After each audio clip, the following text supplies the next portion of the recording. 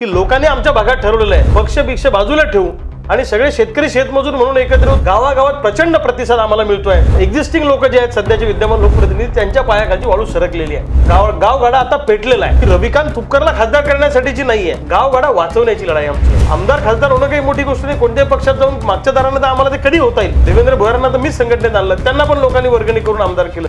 आता असं आहे की सोयाबीन कापसाचं धोरण कुठे ठरतं हे दिल्लीमध्ये ठरतं, त्यामुळे त्या सभागृहात जर आपल्या बाजूचा माणूस बोलणारा असला तर चार प्रश्न आपले सुटायला सोपे होतील। धोरण राज्यकर्त्यांच्या छातीवर बसून आखता येईल अशी लोकांची भावना आहे।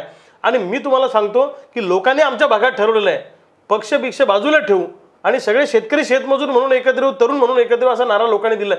गावागावात प्रचंड प्रतिसाद आम्हाला मिळतोय आणि त्यामुळे एक्झिस्टिंग लोक जे आहेत सध्याचे विद्यमान लोकप्रतिनिधी त्यांच्या पायाखालची वाळू सरकलेली आहे, म्हणून ते आमच्यावर खोट्या कारवाया करणं, पोलीस केसेस घालणं, तुरुंगात ठेवायची भाषा करणं, मारामारीची भाषा करणं हे ते करतायत।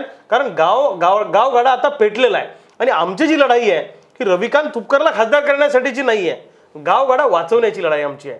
शेतकरी शेतमजूर बाला आत्महत्येच्या उंबरठ्यावर उभा आहे तो। आज सोयाबीनला भाव नाही, कापसाला भाव नाही, लोकांनी जगायचं कसं?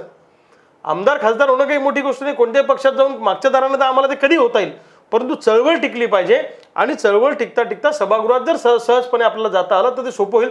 मी तुम्हाला 100% सांगतो, बुलढाणा जिल्ह्यामध्ये 1989ला बंद करा बापलेकांचे चाळे निवडून आणा सुखदेव नंदाचे काळे असं झालं होतं।